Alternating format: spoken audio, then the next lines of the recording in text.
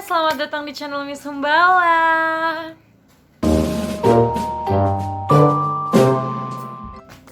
Hai teman-teman, apa kabar? Selama karantina ini kalian aku harap sih baik-baik aja ya. Pasti udah mulai bosan, tapi tenang, di sini ada.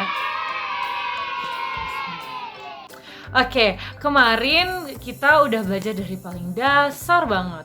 Dan jangan lupa, aku sering loh bikin giveaway. Kali ini aku akan mengajarkan kalian hal yang mendasar juga, tapi nggak sebasic kemarin ya. Ya gitu deh, kita kan harus pelan-pelan. Oke, hari ini aku akan mengajarkan kalian tentang. Jadi, modal verb ini adalah hal yang kalian pakai setiap hari untuk menyatakan kebisaan, kemauan, keinginan aja ya. Oke, jadi modal verb ini adalah modal auxiliary. Sama aja sih, terserah kalian mau bilangnya gimana. Kita akan memakai dia untuk jadi gimana ya, namanya juga auxiliary, kata bantu gitu loh. Seperti misalnya kalimat ini.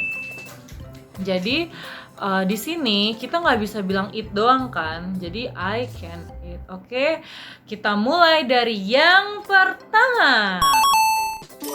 Can. Oke, can ini sama artinya dengan could. Bacanya could, bukan cold atau cold atau cold.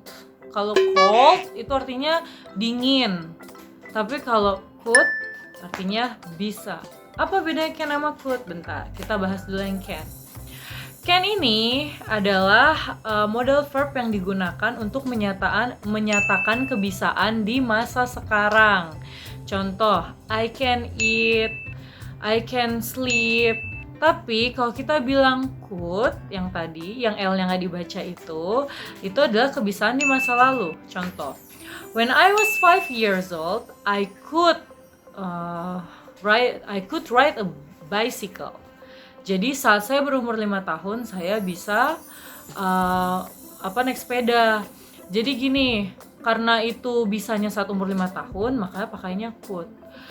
Terus tiba-tiba ada yang nanya, "Kak, kenapa sih? Aku sering banyak orang ngomong could, padahal bukan kebisaan di masa lalu. Kayak, could you please move? Could you please sit?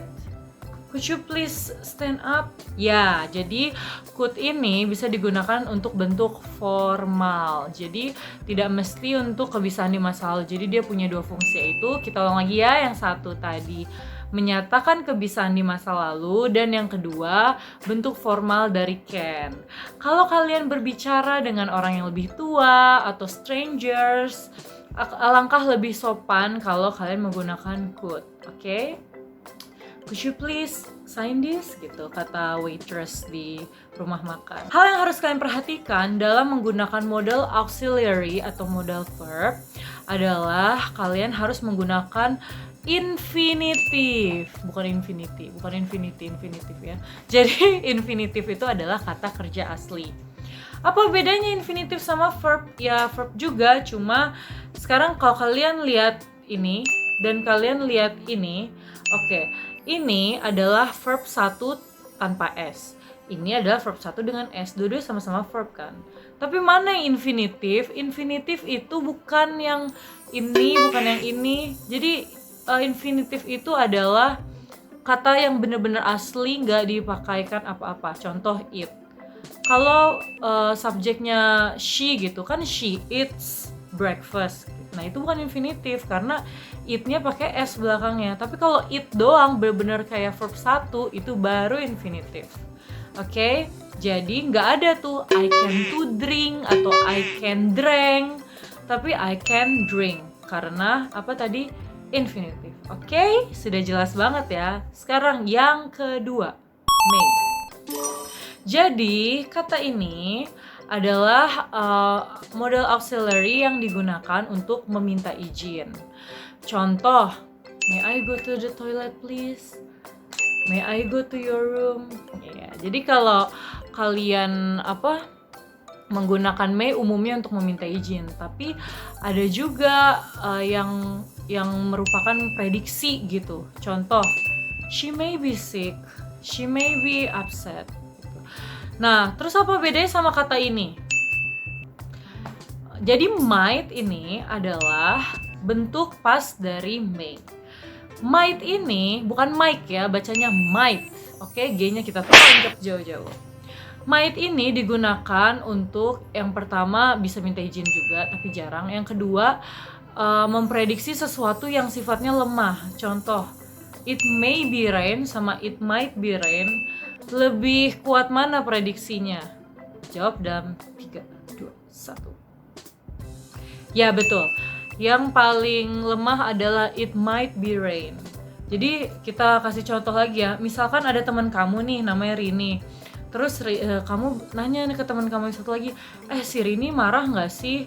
Tapi teman kamu nggak terlalu yakin Rini marah. Dia bilangnya, ya she might be upset. Gitu. Bukan she may be upset. Karena may itu kemungkinannya lebih besar daripada might. Oke, bisa.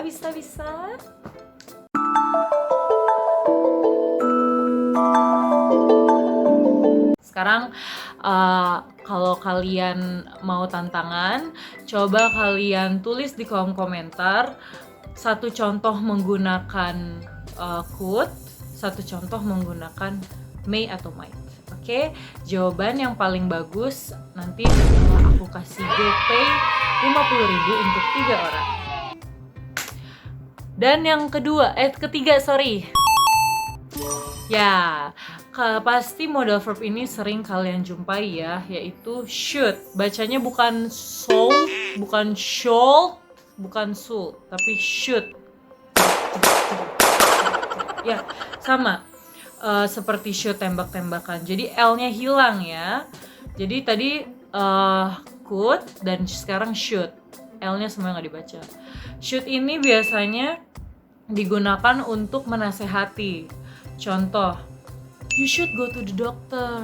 Sebenarnya should ini artinya bisa harus, bisa sebaiknya. Tapi kalau digunakan untuk menasihati, artinya menjadi sebaiknya. Kayak, you should go to school every day. Otherwise you will be stupid. Kamu sebaiknya pergi ke sekolah setiap hari, kalau nggak ntar kamu jadi bodoh. Atau you should brush your teeth. Kamu sebaiknya menggosok gigi deh gitu. Tapi kalau seandainya kamu marahan nih sama orang, terus orang itu kayak nggak sopan gitu sama kamu, terus kamu bilang kamu tuh seharusnya malu, kamu juga bisa pakai should. You should be ashamed gitu. Jadi tergantung penggunaan ya. Kemudian bisa juga should itu untuk bukan should, shall satu lagi temannya. Shall ini adalah bentuk present dari should. Shall ini bisa digunakan dua. Yang pertama untuk mengajak, seperti gini. Shall we eat? Artinya makan yuk. Shall we sleep? Tidur yuk. Atau yang kedua, bentuk lain dari will. Jadi shall ini dia sama seperti will. Kayak I shall eat now, berarti saya akan makan sekarang. Tapi shall ini hanya digunakan untuk subjek I dan subjek we. Jadi subjek yang lain kayak you shall sleep itu nggak berlaku ya dalam konteks future tense. Oke, mengerti kan? Sekarang kalau sudah bilang should, sudah bilang shall, berarti nggak lengkap kalau nggak ngomong will dan would. Oke, sekarang kita bahas dari will dulu. Will adalah modal verb yang paling sering kalian gunakan. Kenapa? Karena kita sering banget menggunakan future tenses. Dan yang paling mudah memang will. Oke, sekarang kayak saya mau pergi ke sekolah. I will go to school. Atau bisa pakai shall sih seperti yang tadi. Tapi mau subjek apapun will tuh bisa dipakai. Terus apa bedanya sama would? Oke, ulang lagi ya. Tadi ada 3 yang L-nya hilang. Apa? Should, would, could. Jadi bukan should, would, could. Oke, atau should, would, could. Salah. Nah, kalau kalian menggunakan would, itu sama seperti menggunakan could, yaitu bentuk sopan dari will. Jadi walaupun tidak past tense, tidak apa-apa pakai would. Jadi bisa untuk past tense, bisa juga untuk kesopanan. Tapi kalau kalian mau aman berbicara sama siapapun, pakai saja would. Tapi will juga oke sih. Hanya kalau would dan could itu untuk situasi formal. Would you please eat this? Would you please sit down? Would you please save my number? Iya. Oke deh, itu aja hari ini kita belajar modal verb. Besok aku akan membahas lebih banyak lagi materi yang asik dan pastinya kita akan bertahap-tahap, nggak mungkin langsung susah, supaya kalian percaya kalau bahasa Inggris itu mudah sekali, semudah membalikan telapak tangan. Bye adik kembalan.